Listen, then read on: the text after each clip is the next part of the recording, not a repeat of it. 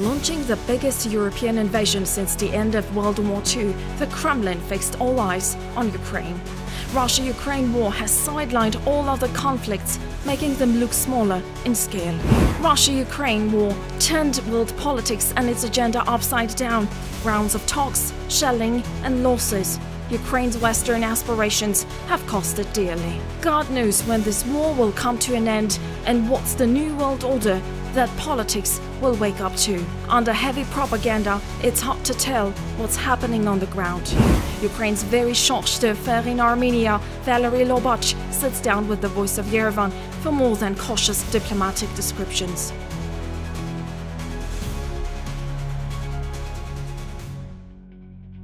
Mr. Lobach, thank you for this opportunity. Thank you for having me. Our perception of the war depends on the side from which the story is being told.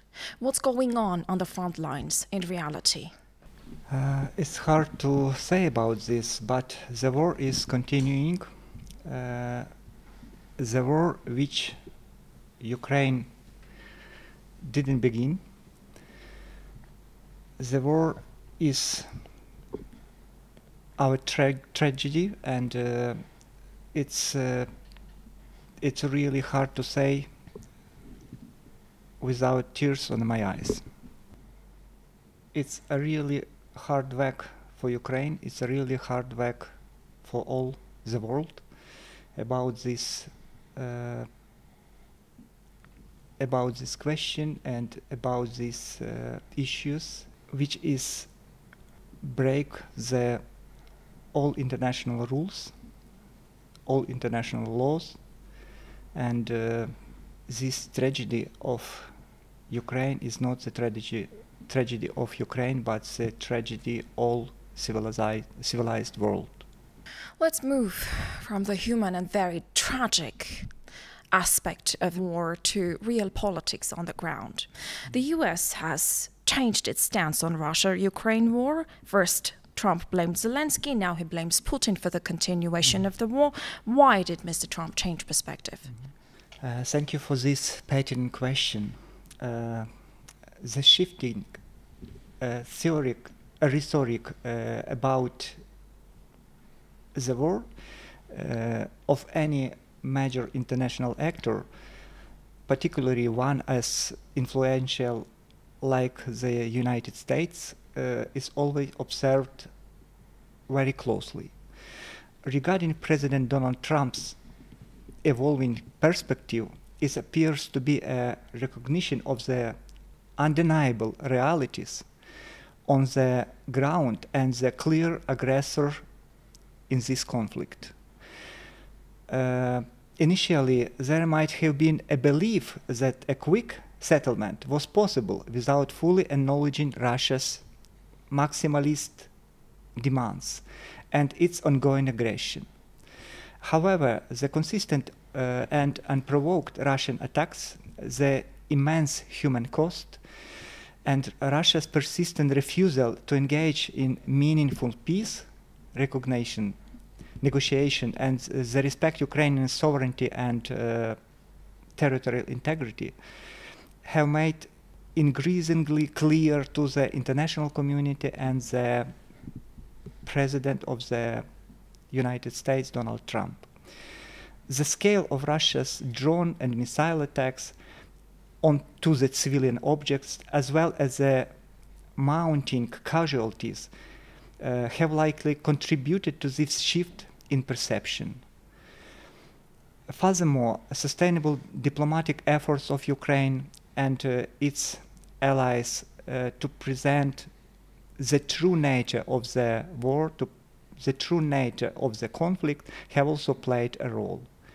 As for the effect of the possibility of peace, any statement from the key global players that unequivocally places blame on the aggressor and calls for an end of the unprovoked action is a positive development.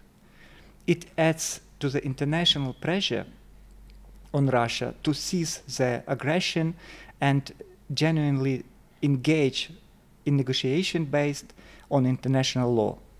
While President Trump's recent statement and proposed actions such as threatening severe tariffs on Russia, if a deal isn't reached, or proposed plan to European community, to European allies to purchase US military equipment for Ukraine, signal is stronger stance against Russia's intransigency. Genuine peace remains contingent to Russia's willingness to withdraw its forces from Ukrainian territory and respect our sovereignty.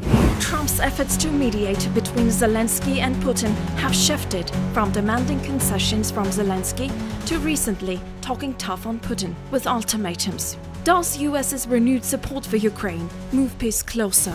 Russia-Ukraine war has sidelined all other conflicts in the world, making everything else in the world look smaller in scale and less significant, including the conflict in South Caucasus.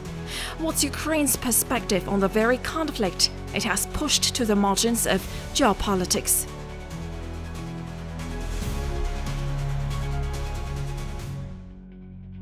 You rightly mentioned that the US had taken a pause in providing military support and then they resumed providing military support.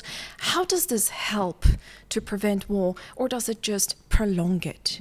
In my mind and in the mind of the President of Trump and also of our European allies, it's not a prolonged war. It's this help us to defend, to stay strong, to opposite the attacks, to be close to stop this war. What in your mind will actually stop Russia in its tracks? What is your message to the world? First of all, the Russia is a country which understand only the negotiation from the side of power. We must be united, we must be together with the whole civilized world to stop this aggression, to stop the aggressor, and Ukraine remains committed to a just and lasting peace. Besides on the peace formula, which upholds our territorial integrity and the principle of the international law. The consistent support of our partners is vital in the achieving peace and stop the aggression. What will end the war, according to the Kremlin? The recognition of the 4 states that have held referendums, quote, Nazi elements, unquote, must be removed from Ukrainian leadership, and Ukrainian leadership must not, quote, press the interests of third parties, unquote. These are the preconditions by the Kremlin. Is there more clarity of what is expected of Ukraine in the backstage of negotiations? Probably. A breakthrough in sight? Hardly. Prognosis isn't clear.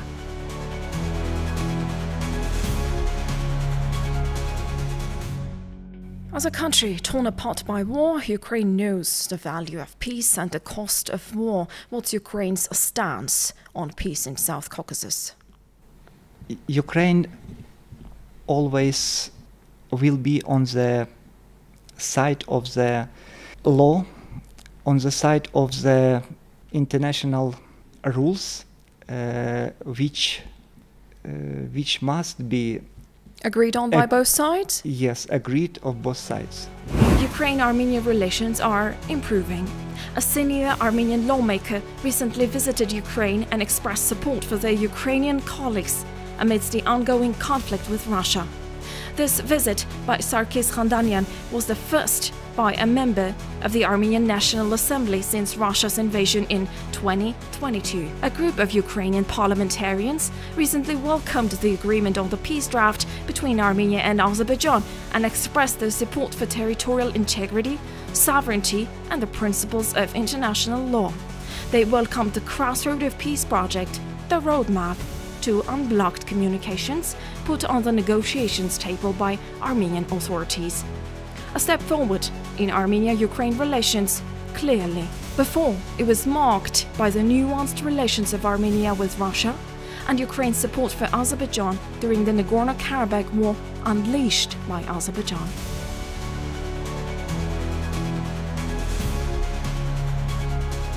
As Baku-Moscow sentiments grew sour, Ukrainian intelligence issued a statement that Russia increases its presence in Gyumri. An answer, Armenian MFA stated that Armenian territory will not be used to attack a third country. What was the purpose of the statement? The purpose of the statement. The statement, I would like to say firstly, about the statement of the Ministry of Foreign Affairs of Armenia. This statement from the Armenian Ministry of Foreign Affairs was asserting that Armenian territory will not be used to attack a third country. This statement is significant and welcome declaration. From Ukrainian perspective, the purpose of this statement is to clearly articulate Armenia's commitment to its sovereign control over its territory and its adherence to a principle of non-aggression and regional stability. Referring to the existing documents on the replenishment of the 102nd military base in Gyumri, Ukrainian intelligence wanted to warn about possible destabilization or destabilizing factors. And Armenian clarification serves to reassure its neighbors and the wider international community that it will be that will not permit its territory to be exploited for hostile action against other states. This is a crucial aspect of international law and good neighborly relations. It demonstrates Armenia's desire to maintain its neutrality and certain regional power dynamics and avoid becoming a platform for aggression, which is vital for de-escalation and preventing further conflict in the South Caucasus. Towards the MFA statement is a measured diplomatic move to assert Armenia's sovereignty, dissociate from Russia's military ambitions, and preserve regional stability, while aligning with the broader strategy of recalibration Armenia's foreign policy and foreign strategic policy away from Moscow and toward a greater international engagement. And we recognize and appreciate these clear states from the Armenian side. Armenia's stance on Russia-Ukraine war is that what is happening in Ukraine now is a violation of Almaty Declaration, and Armenia stands with and respects Almaty Declaration.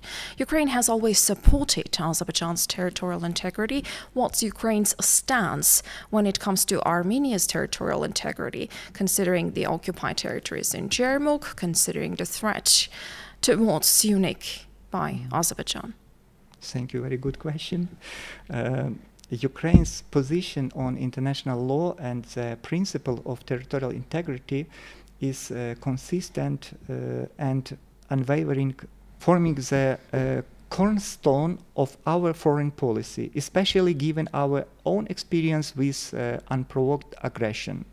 Prime Minister Pashinyan's statement that what is happening in Ukraine is a violation of the Almaty Declaration, and Armenians' respect for this declaration is highly significant.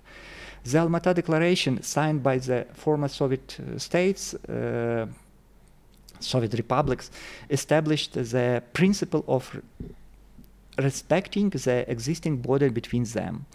And Ukraine wholeheartedly welcomes and appreciates these principles stance from Armenia. It is directly aligned with our own struggle against external aggression and attempts to alter internationally recognizing borders by force. Regarding Ukrainian support for Azerbaijan's territory integrity concerning Nagorno-Karabakh, this stance was and remains based on the universally recognized principle of international law, including the inviolability of borders and the territorial integrity of states. This is a consistent position that Ukraine applies globally. Therefore, unequivocally, Ukraine fully supports the territorial integrity of sovereignty of the Republic of Armenia within its internationally recognized borders. Our commitment of these fundamental principles is universal and applies to all states, including Armenia. We believe that respecting these principles is only path to a stable and secure international order, and we stand in solidarity with any nation whose territorial integrity is threatened or violated. So we agree. We witnessed a major cabinet reshuffle in Ukraine. You have a new social policy minister, a new energy minister. I could go on with the list. What's behind the changes and where do they lead? As you know, indeed, it was a significant government reshuffle, and it is testament to the dynamic nature of governance, especially during wartime. The changes are driven by several key factors and aim to achieve specific objectives. Firstly, the reshuffle is strategic move to enhance efficiency and optimize performance of the government in critical sectors, particularly in the context of the ongoing full-scale invasion. War demands a constant adaptation and maximum output from all governing bodies. The new appointment, including the new Prime Minister Yulia Sviridenko, are chosen for their specific expertise and the ability to deliver tangible results very quickly. For instance, the focus on expanding domestic weapon products under the new Prime Minister highlights will be a key strategic priority. Secondly, it's about strengthening accountability and unfortunately combating corruption. While I won't comment on specific individual cases, it is well known that maintaining transparency and preventing corruption, especially in areas like defense, is paramount for Ukrainians' resilience and for sustained international support. The appointment of Denis Shmyhal, the new defense minister, a position that has faced scrutiny, indicates a strong compass and addressing this issue. Thirdly, these changes are part of our broader efforts to accelerate our European integration. Many new appointees, like Taras Kachka as a Deputy Prime Minister of European Integration, possess significant experience in this area, demonstrating Ukrainians' unwavering commitment to aligning with the EU standards and deepening our ties with the West. And finally, it reflects a consolidation of efforts to achieve the goals continuing by President Zelensky, particularly in ensuring military strength, economic stability, and social well-being for our citizens amidst the war. The newly structured and more compact cabinet of the Minister of Ukraine aims to streamline decision-making and improve coordination. Ultimately, these changes aim to make our government more agile, effective and responsive to the challenges and opportunities that lie ahead, driving Ukraine toward victory and prosperous future as part of the European family. Back to Armenia-Ukraine relations, do you see any serious issues that have not been addressed and or untapped potential? It's really... I could ask a more philosophical question like, does diplomacy exclude honesty? But I will not go there. What would you like to see changed in Armenia-Ukraine relations? The diplomacy really include the changes and want to do the best to finalize these changes, to be involved in these changes. The attitude towards Ukraine and Armenia is, from our perspective, evolving the generally positive, marked by increasing understanding and empathy, particularly given the shared challenges of complex geopolitical environments. There has been a notable shift of Armenians' approach during the voting in the international forums on the issues related to Ukraine, territorial integrity and independence of Ukraine. Prime Minister Pashinyan's statement on the Alma-Ata Declaration, Armenia's participation in Ukrainian peace formula forums, as also as the humanitarian aid provided by the Armenia, are clear indicator of this positive evolution. The visit of Armenian officials to Bucha and their condemnation of Russian aggression further demonstrates this growing alignment. Unresolved issues, historical differences in voting patterns at the UN, particularly concerning Ukrainian territorial integrity in the past, have been a point of contention. However, as mentioned, Armenia's recent actions suggest a positive trajectory in addressing these historical discrepancies. As for untapped potential, I would like to say we have several areas in which we have a perspective. First, it's economical cooperation.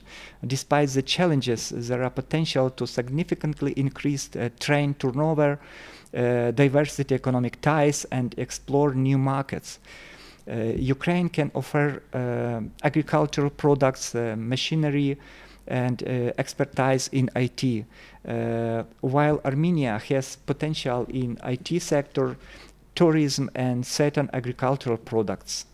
The second, I would point the cultural and people-to-people exchanges. Both nations have rich culture. Fostering deeper cultural exchanges, educational programs, and tourism can build stronger bonds and mutual understanding. The third may be regional security dialogue. As both countries navigate complex regional dynamics, there is potential for enhanced dialogue on regional security, shared challenges, and strategic for maintaining peace and stability, while respecting each other's sovereign choices and foreign policy orientations. And the last one may be democratic development and reforms.